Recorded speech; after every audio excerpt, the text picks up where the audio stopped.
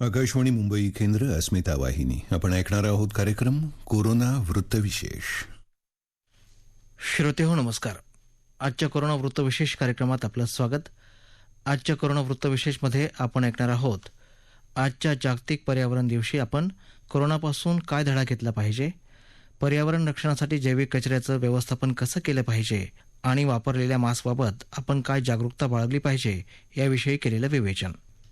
श्रोतेहो, आज जागतिक पर्यावरण दिन, पर्यावरण रक्षणासाठी आणि संवर्धनासाठी कटिबद्ध होण्याचा दिवस. सध्याच्या कोरोना महामारीनं पर्यावरणाचं मानवी जीवनातलं महत्त्व अधिक अधोरेखित केलं आहे. गेल्या 1.5 वर्षापासून सुरू असलेल्या कोरोना महामारीनं मानवी जीवनाची मोठी उलथापालथ घडवून आणली आहे. या मोठ्या अनुभवातून मानवाला बरंच काही शिकायला मिळालं. या कोरोनारूपी संकटामुळे आज प्रत्येकजण जगण्याबाबत नव्यानं विचार करू लागला आहे, ज्याचा थेट संबंध हा निसर्ग, पर्यावरण आणि आपल्या दैनंदिन जीवनशैलीशी जोडलेला आहे. मानवाला ऑक्सिजनसोबतच प्रत्येक जीवनावश्यक घटक मुबलक प्रमाणात देणाऱ्या पर्यावरणाचं संरक्षण आणि संवर्धन करण्याची जबाबदारी आज प्रत्येकानं गांभीर्यानं पार पाडणं गरजेचं बनलं आहे. कारण याच महामारीमध्ये निसर्गानं भरभरून दिलेल्या ऑक्सिजनची किंमत मानवाला खऱ्या अर्थानं समजली असं म्हणता येईल. याशिवाय सर्रासपणे झालेल्या वृक्षतोडीचे तोटेही आता सर्वांना समजले आहेत. त्यामुळे आता कोरोनाच्या विरोधातील या जागतिक युद्धात पर्यावरणाचं महत्त्व पुन्हा एकदा अधोरेखित झालं आहे. ऐकूयात यावर पर्यावरण तज्ज्ञ राजेंद्र फातर्पेकर यांचं मनोगत. गेल्या 3 वर्षामध्ये वाढतं, म्हणजे त्याच्या आधीपासूनच ते वाढत होतं, परंतु ग्रीन हाऊस गॅसेस, ज्याला हरितवायू म्हणतात, ज्याच्यामुळे वातावरणामध्ये सूर्याकडून येणारी उष्णता शोषून धरली जाते, त्या ग्रीन हाऊस गॅसेसचं प्रमाण वाढतच राहिलेलं आहे.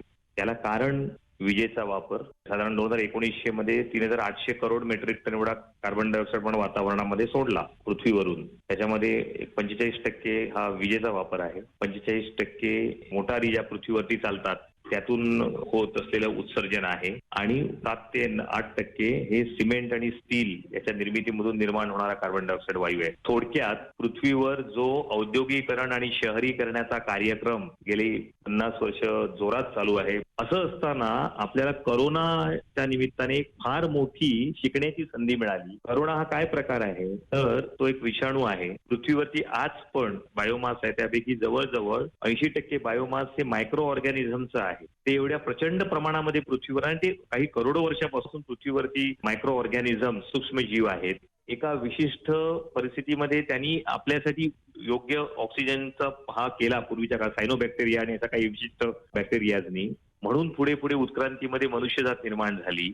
आज मनुष्यजात, विशेषतः आधुनिक म्हणून घेणारी मनुष्यजात, अशा प्रकारची कृती करत आहे ज्याच्यामुळे त्यांनी वातावरणातला कार्बन डायऑक्साईड शोषून घेतला होता आणि ऑक्सिजनचं प्रमाण वाढवलं, म्हणून मनुष्याच्या उत्क्रांत जीवांपत्ती झाली. आज वातावरणामध्ये आपण नेमकी उलटी कृती करत आहोत. आपण कार्बन डायऑक्साईड वातावरणामध्ये सोडत आहोत, ज्याच्यामुळे वातावरणामध्ये उष्णता ट्रॅप केली जाते सूर्याकडून येणारी. ज्या कारणामुळे वातावरणाचं तापमान वाढत चाललेलं आहे. अशा वाढत्या तापमानामध्ये स्वतःला अडॉप्ट करण्यासाठी विषाणू हे स्वतःमध्ये काही बदल घडवू शकतात आणि त्यातून जे तऱ्हेतऱ्हेचे हे तयार होतात ते मानवी इम्युन सिस्टीमला किंवा रोगप्रतिकारक शक्ती मानवाची आहे, त्याला मात्र त्याच्याशी मुकाबला करण्याची काही अडॉप्टेबिलिटी नाहीये. जेणेकरून असे विविध विषाणूंचे हल्ले आता येणाऱ्या काळात होत जाणार आहेत. ध्रुवावरती जो बर्फ आहे 30-40 किलोमीटरचा, त्याच्यामध्ये काही करोडो वर्षाचे पूर्वीचे विषाणू ट्रॅप झाले असण्याची शक्यता आहे. आज वाढत्या उष्णतामानामुळे ते वितळत आहे, त्यातून हे विषाणू पण मुक्त होऊ शकतात आणि येणाऱ्या काळामध्ये अशा विषाणू हल्ल्यांच्या भयंकर लाटा येऊ शकतात, ज्याचा मुकाबला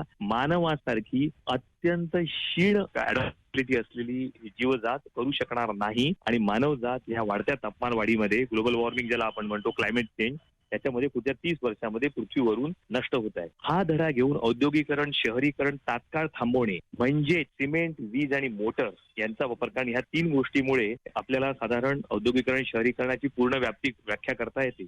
यांचा वापर तात्काळ थांबवणे हाच याच्यावरचा इलाज आहे. मनुष्य आणि जैविक व्यवस्था टिकणार असा संघर्ष आहे. त्याला यंत्र नाकारावं लागेल आणि जीवन स्वीकारावं लागेल. औद्योगिकरण नाकारा, जीवन स्वीकारा. शहरीकरण नाकारा, जीवन स्वीकारा. हा यातला स्पष्ट संदेश आहे. तुम्हाला जीवन हवं की जीवनशैली हवी, लाईफ और लाईफस्टाईल, असा हा खडा सवाल आहे. कोरोनाच्या निमित्ताने अत्यंत स्पष्टपणे निसर्गाने आपल्याला तो दाखवून दिलेला आहे. हा धडा जर आपण यावेळी शिकलो नाही तर आपण आपल्या पायावर जी कुऱ्हाड मारून घेतोय त्यात आपण नष्ट होतोय, हे आपण लक्षात घेतलं पाहिजे. श्रोते हो, गेल्या 1.5 वर्षापासून कोरोनाचा सामना आपण करत आहोत. या काळात संसर्ग झालेल्या रुग्णांवर उपचार केल्यानंतर सरकारी आणि खासगी रुग्णालयांमध्ये मोठ्या प्रमाणावर जमा होणाऱ्या जैविक वैद्यकीय कचऱ्याचं व्यवस्थापन हा सध्या महत्त्वाचा आणि चिंतेचा विषय ठरत आहे. जैव वैद्यकीय कचरा हा पर्यावरणासाठी हानिकारक ठरतो, तसंच त्यापासून विविध आजारांचा संसर्ग वाढण्याची भीती असतेच. त्यामुळे अशा जैविक कचऱ्याच्या निर्मूलनासाठी त्याचं योग्य नियोजन आणि व्यवस्थापन होणं आवश्यक आहे. सध्या कोरोनावरील उपचार प्रक्रियेत समाविष्ट असलेले पीपीई किट, मास्क, सलाईन आणि घातक औषधं यांच्या वापरानंतर तसंच प्लास्टिक कचरा असा प्रचंड प्रमाणावर जैविक कचरा तयार होत आहे. पर्यावरणासाठी घातक ठरू शकणाऱ्या या जैव वैद्यकीय कचऱ्याची विल्हेवाट लावण्यासाठीचं नियोजन आणि त्याचं निर्मूलन याविषयी आरोग्यविषयक पत्रकार सुजित तांबडे यांनी माहिती दिली. ऐकूयात. करोनाच्या पार्श्वभूमीवर आता प्रत्येक नागरिकाची पर्यावरण आणि आपले आरोग्य याचे संवर्धन करणे ही जबाबदारी झाली आहे. करोनामुळे सध्या जैविक वैद्यकीय कचरा, ज्याला आपण बायोमेडिकल वेस्ट म्हणतो, याचे प्रमाण वाढले आहे. या जैविक वैद्यकीय कचऱ्यामार्फत करोनाचा प्रादुर्भाव आणखी वाढू शकतो. त्यामुळे या कचऱ्याची योग्य विल्हेवाट लावणे हे आता आवश्यक झालेले आहे. अर्थातच ही जबाबदारी जशी रुग्णालयांची आहे तशीच ती जबाबदारी प्रत्येक नागरिकांची झालेली आहे.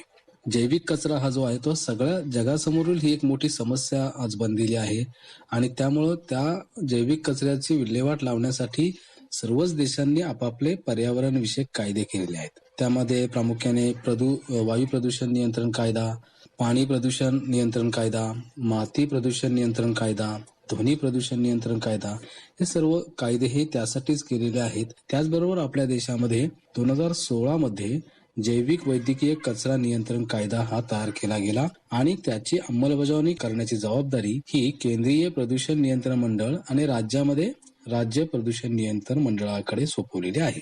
आणि त्यानुसार जैविक वैद्यकीय कचरा जो तयार होतो त्याची जी विविध ठिकाणं आहेत त्यामध्ये प्रामुख्याने रुग्णालये, दवाखाने, आरोग्य केंद्र, वैद्यकीय संशोधन संस्था या ठिकाणी जो हा जैविक वैद्यकीय कचरा तयार होतो त्याची विल्हेवाट कशी लावावी याबाबत सगळ्या सूचना या दिल्या गेल्या जातात आणि त्याचं शास्त्रोक्त पद्धतीने विघटीकरण केलं जातं आणि त्यावर नियंत्रण ठेवण्याचं काम हे प्रदूषण नियंत्रण मंडळांकडून होत असतं. पण करोनाचा प्रादुर्भाव जेव्हा वाढला त्या वाढल्यानंतर असं लक्षात आलं की या कायद्यातील काही तरतुदी आहेत त्या आता थोड्या कमी पडू लागलेल्या आहेत आणि म्हणून केंद्र सरकारने मार्च 2020 मध्ये मार्गदर्शक काही तत्वे जी आहेत ती ठरवली आहेत आणि त्याप्रमाणे आता रुग्णालयांकडून जैविक वैद्यकीय कचऱ्याचं विघटीकरण होत असतं. परंतु करोनाचा प्रादुर्भाव वाढत असताना आता प्रत्येक नागरिकाची देखील जबाबदारी झालेली आहे की हा जो कचरा आहे ज्याला आपण जैविक वैद्यकीय कचरा म्हणतो तो आता या करोनाच्या काळात त्याचं प्रमाण हे आणखी वाढत चाललेलं आहे. कारण करोनाचा प्रादुर्भाव रोखण्यासाठी नागरिकांकडून वापरले जाणारे mask, PPE kit, gloves, goggle या सगळ्या वस्तू वापरल्यानंतर त्या नागरिकांकडून त्याचं योग्य पद्धतीने विघटीकरण झालं पाहिजे. कारण की हे जर कुठेही रस्त्यावरती जर तुम्ही टाकल्या वस्तू तर त्याच्यापासून पण प्रादुर्भाव होऊ शकतो. सलून सारखी जी दुकानं आहेत त्या ठिकाणी पीपीई किटचा वापर केला जातो. त्यामुळे त्या किटचा वापर केल्यानंतर त्याची योग्य पद्धतीने विल्हेवाट लावली गेली पाहिजे. सॅनिटायझरच्या ज्या बाटल्या असतात त्याचा वापर झाल्यानंतर त्या योग्य पद्धतीने संपल्यानंतर सॅनिटायझर त्या बाटल्यांचं पण योग्य पद्धतीने विघटीकरण केलं गेलं पाहिजे. विशेषतः एक गोष्ट लक्षात घेतो की जे होम क्वारंटाईन असलेले जे नागरिक आहेत तर त्या होम क्वारंटाईनच्या ज्या कालावधीमध्ये त्या नागरिकांकडून ज्या वस्तू वापरल्या जातात त्याची देखील योग्य पद्धतीने विल्हेवाट लावली गेली पाहिजे आणि नागरिकांनी या सगळ्या गोष्टी आता खबरदारी, कारण येणाऱ्या काळामध्ये देखील करोनाचा प्रादुर्भाव हा आपल्याला आटोक्यात आणायचा असेल तर या सगळ्या गोष्टींचं पालन प्रत्येक नागरिकाने आज केलंच पाहिजे. ते केलं तरच आपण आपल्या आरोग्याच्या दृष्टीने देखील सुरक्षितपणे राहू शकतो. आजच्या पर्यावरण दिनाच्या निमित्तानं नागरिकांनी या जरी गोष्टी केल्या आणि हा जैविक वैद्यकीय कचरा जो आहे तो वाढणार नाही, त्याचबरोबर तो जरी वाढला तरी पण त्याचा योग्य पद्धतीने विल्हेवाट लावली तर मला वाटतं की कोणत्याही प्रकारचा आपला धोका निर्माण होणार नाही. श्रोते हो, कोरोनाचा वाढता प्रादुर्भाव जसा जसा वाढत गेला तसा मानवी जीवनात मास्कचा वापर देखील वाढला. कोरोनापासून संरक्षण करण्यासाठी मानवी जीवनात ज्या बाबींचा समावेश झाला त्यात मास्क हा एक महत्त्वाचा घटक बनला आहे. कोरोनाच्या संकटानंतर आता मानवासाठी घातक ठरणाऱ्या म्युकरमायकोसिस अर्थात काळ्या बुरशीचा वाढता प्रादुर्भाव तसंच अन्य आजारांमध्ये झालेल्या वृद्धीमागे काही प्रमाणावर मास्कचा अयोग्य वापर हे देखील कारण असल्याचं तज्ज्ञांकडून सांगण्यात येत आहे. त्यामुळे दैनंदिन जीवनात विविध प्रकारच्या मास्कचा वापर कसा करावा, त्यांचा पुनर्वापर करताना काय काळजी घ्यावी आणि मास्क वापरल्यानंतर तो नष्ट कसा करावा याविषयी अधिक जाणून घेऊयात डॉक्टर शिवाजी थोरबोले यांच्याकडून. आज मार्केटमध्ये अनेक प्रकारचे मास्क हे विक्रीला आलेले आहेत. त्यामध्ये N95 mask, KN95 mask, surgical mask, cotton mask, sponge mask, face shield mask अशा अनेक प्रकारामध्ये मास्क उपलब्ध आहेत. यापैकी सर्वात इफेक्टिव्ह मास्क जे आहे ते म्हणजे N95 मास्क. N95 मास्क याचा वापर मोठ्या प्रमाणात हेल्थ वर्कर म्हणजे जसे की doctor, sister, compounder, lab technician अशा विभागात याचा वापर होतो. मेडिकल फील्डमध्ये याचा वापर बहुत प्रमाणात होतो. हे मास्क 99.9% बॅक्टेरिया व व्हायरसला म्हणजे 100% हे इन्फेक्शनला दूर ठेवण्यास मदत करते, असे WHO म्हणजे जागतिक आरोग्य संघटनेच्या गाईडलाईन्स मध्ये नमूद केलेले आहे. याचा उपयोग आपण किती दिवस करू शकतो हे त्या मास्कची त्यावेळची स्थितीच नमूद करू शकते. म्हणजे ते मास्क मॉइश्चर झालेला आहे किंवा त्यावर काही लिक्विड वगैरे पडलेलं आहे यावर त्याची स्थिती, यावर त्याची कंडिशन डिपेंड आहे. परंतु आपण आठवड्यामध्ये 7 मास्क खरेदी करून अल्टरनेट वापर करून याचा वापर करू शकतो. दुसऱ्या नंबरला येते ते सर्जिकल मास्क. सर्जिकल मास्क हे साधारण आपण 6 ते 8 तास वापरू शकतो. याच्यानंतर आपण त्याला वापरू शकत नाही आणि डबल वॉशेबल नसल्यामुळे आपण त्याला धुवू शकत नाही. हे आपल्याला मास्क नंतर डिस्पोज करावं लागतं. तिसऱ्या प्रकारचे जे मास्क आहे ते सर्वात उत्तम मास्क कॉटन मास्क आहे. हे कॉटन मास्क कमीत कमी 3 लेयरचे तरी हवे, हे जागतिक आरोग्य संघटनेचे एक मत आहे. हे मास्क मात्र वॉशेबल असल्याने आपण ते स्वच्छ धुवून व सॅनिटाईज करून अनेक वेळा वापरू शकतो. हे मास्क देखील अनेक पटीने एअर ड्रॉपलेट्स व एअरसोलला प्रतिबंध करते. जसे मास्क आपण वापरतो त्याप्रमाणे मास्कची स्वच्छता ही सर्वात महत्त्वाची आहे. कारण की मास्क जर तुम्ही वापरत असाल व ते मास्क जर अस्वच्छ असेल तर त्यापासून अनेक बॅक्टेरियल व व्हायरस इन्फेक्शन होऊ शकते. त्यामध्ये सर्वात महत्त्वाचा म्हणजे आता नवीनचा डिसीज आहे तो म्युकरमायकोसिस. हा प्रकार खूप वाढत आहे. त्यामुळे मास्कच्या स्वच्छतेवर आपल्याला सर्वाधिक भर द्यायचा आहे. जे मास्क आपण रियूज करतो त्या मास्कच्या स्वच्छतेवर आपल्याकडे भरपूर लक्ष द्यायचं आहे. त्याचप्रमाणे पर्यावरणाचा ऱ्हास व हानी होऊ नये, मास्कचे इन्फेक्शन इतरांना होऊ नये म्हणून त्याची योग्य ती विल्हेवाट लावणे ही सर्वात महत्त्वाची गोष्ट आहे. श्रोते हो, कोरोना संकट काळात पर्यावरणाचं महत्त्व पुन्हा एकदा अधोरेखित झालं आहे. मात्र जोपर्यंत प्रत्येक माणसाला पर्यावरण हा विषय आपला वाटत नाही तोपर्यंत त्याचं महत्त्व आणखी कडे होणं अशक्य आहे. म्हणूनच कोरोनासारख्या महामारीच्या अनंत संकटावर मात करण्यासाठी प्रत्येकानं आजच्या पर्यावरण दिनाचं निमित्त साधून निसर्गाच्या जवळ जाण्यासाठी एक पाऊल उचलणं गरजेचं बनलं आहे. श्रोते हो, याबरोबरच आजचा कोरोना वृत्तविशेष हा कार्यक्रम संपला. हा कार्यक्रम आकाशवाणी मुंबईच्या प्रादेशिक वृत्त विभागानं सादर केला. सादर करते जीवन भवसार, निर्मिती सहाय्य विवेक वानखडे, लेखन आणि समन्वय रवींद्र लोखंडे आणि मनीष कुलकर्णी, निवेदन विकास यादव. कोरोना वृत्तविशेष हा कार्यक्रम प्रसारित करण्यात आला आकाशवाणी मुंबई केंद्रावरून.